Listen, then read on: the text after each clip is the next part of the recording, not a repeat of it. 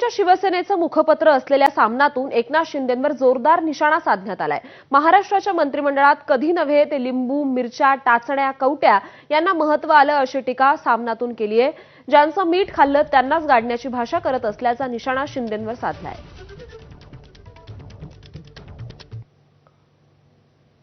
तर यात सामनाच्या अग्रलेखात नेमकं काय म्हटलंय आपण पाहूया। महाराष्ट्राच्या मंत्रिमंडळात कधी नव्हे ते लिंबू, मिरच्या, टाचण्या, कवट्यांना महत्त्व आलंय। हेच मिंधे यांचं कर्तृत्व, त्याच मिंधेंनी बाळासाहेब ठाकरेंच्या शिवसेनेला गाडण्याची भाषा पुन्हा केली आहे। ज्यांचं मीठ खाऊन या पदावर ते पोहोचले त्यांनाच गाडण्याची भाषा ते करतायत।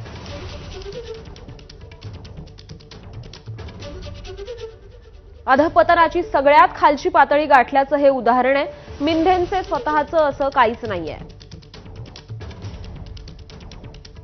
पक्ष चोरलेला, बाप चोरलेला, अमित शहांचं नेतृत्व देखील भाड्याचं, राजकारणात आणलेला पैसा देखील चोरीचा।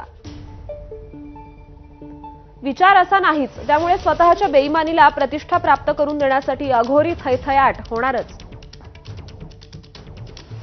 त्यांनी तो करत राहायलाच हवा, त्यातून मराठी जनतेला सत्यदर्शन होत राहतं।